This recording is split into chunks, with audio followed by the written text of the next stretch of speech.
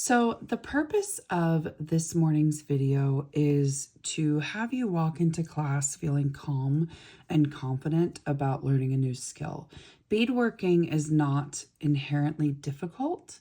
It just can feel tedious. And if you don't have proper instruction, or if you learned the way I did, it can feel overwhelming.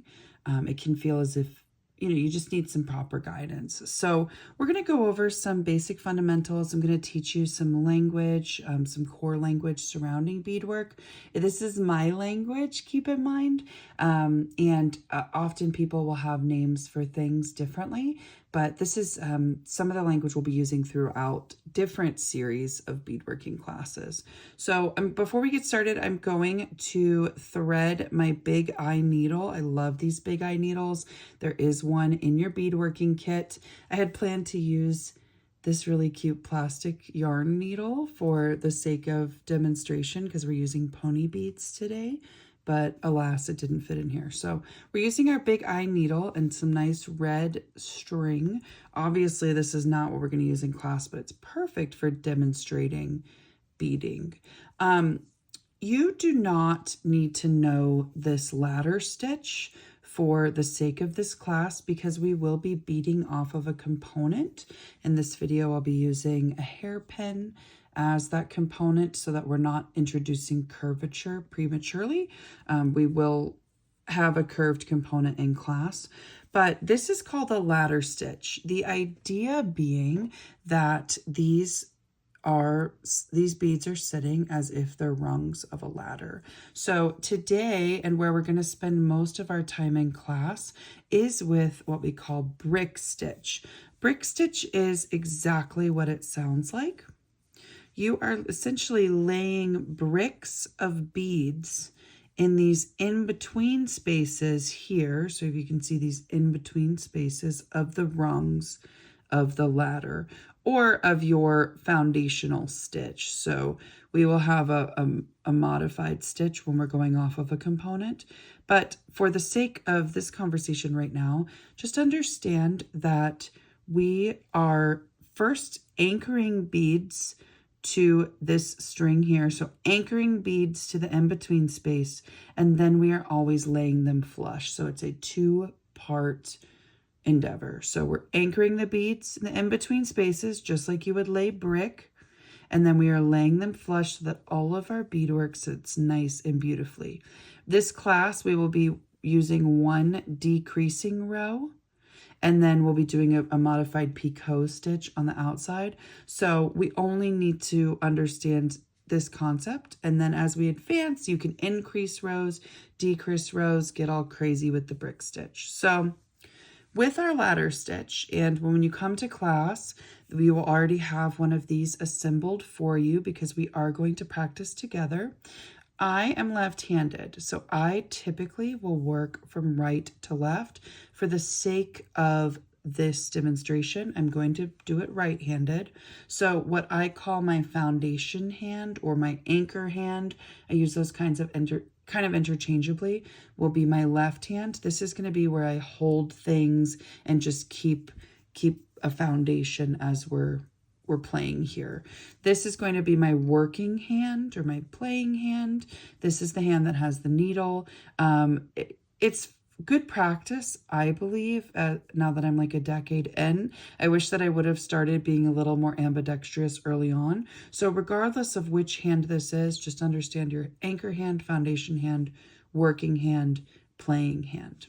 So what I like to do, is I like to hold all of my beads tight to my work at all times when we're working. That'll come into play in a second, but we first are going to pick up our first two beads.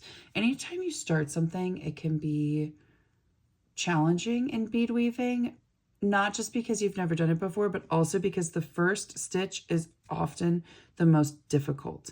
So I'm going to show you what happens if you don't do this properly and if you were to only pick up one bead. But for right now, just trust me and don't get lost in the steps right now. I'm just going to use a demonstration real fast and then we'll get into the nitty-gritty of the steps.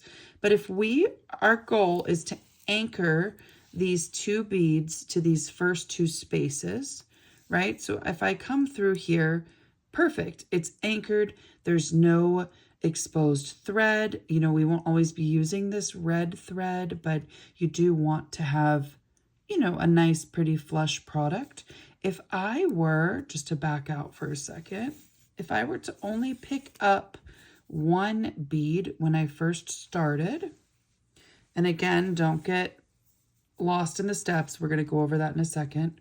But if I were just to pick up one and anchor my one bead to my first space, whoops, getting used to doing this right-handed, there's a lot of exposed thread here, okay? Because we're not going to hold this flush.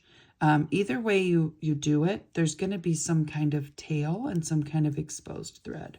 So our first stitch, and at least how I do it, is I will pick up 2 beads, and in a second you'll actually see how it's more foundationally structured when we do it this way. So we pick up our very first 2 beads.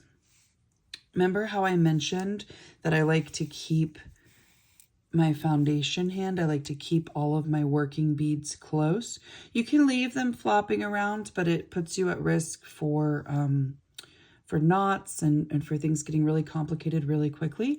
So I like to hold these first 2 beads, the yellow beads, close to my work. Okay, now my goal is for this first bead to be anchored to the first stitch and the second bead to be anchored to the second stitch. So the way that we're going to go about this is we're going to take our needle and go, you see the different stitches in the in-between spaces. We're going to go up under this first stitch so that we have something to anchor to. We're going to anchor to that second in-between space. And now our beads are anchored, but they're not flush. So we need to lay these beads flat like bricks so that all of our work is beautiful and also structurally sound. So all that we do now that we've caught on to this thread is we just go up, straight up. You don't have to go under anything, through that same bead. So now our second bead is not only laying in the in-between space, we've caught that thread, it's structurally sound, and it's flush. But that leaves us a problem here with this first bead. It's not quite flush yet. So I'm going to teach you a trick. What I do is I come back down into this bead here. It's kind of nice too, because as we take this extra step, we're adding extra structure on the outside of our work, which only makes it more secure. You can either come up straight through, but I like to fully anchor. I go back through the in-between space to give us that extra. This one's working front to back. You could go back to front, no problem, to give us that extra structure here. Now you can see we're both flush, but we want our working string to be coming out of this first or second now bead. I caught some of the string because this yarn. And now both beads are not only anchored, but they are also flush. And we're just going to continue down the row. Like I said, the first step is the most difficult, the most complex. The rest of it's really simple. We are just going to continue picking up beads. Again, like I said, I like to anchor everything here so there are just less variables. We're going to continue to anchor the bead to the in-between space here, back to front, pull it through. Now we're anchored, and all we have to do is come all the way back up, straight through that bead. And not only are we anchored, but we're flush. That is it. That is the brick stitch in theory. You can add rows, you can delete rows. We'll learn those as we get into more intermediate classes. But for now, you just pick up a bead. We're going to hold it flush here. You're catching this thread, so you're just going to come under the thread, back to front, pull it through so we're anchored, and now we want to become flush. Sometimes this will happen where you catch the whole beadwork. That's okay, just pull the loop loose. It's just lazy work on my part. And pull it flush. Same thing, one more time or two more times. Grab your bead, hold it, pull any slack through so that our anchor hand is anchoring that there.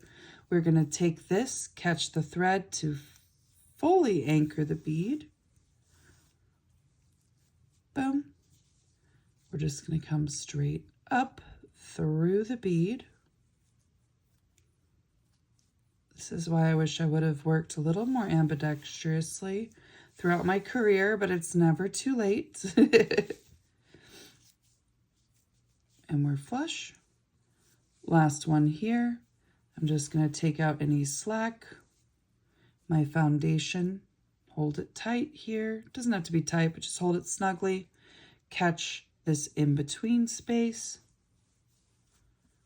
And that is our final, as we come up, bead in this row of our very first row of brick stitch.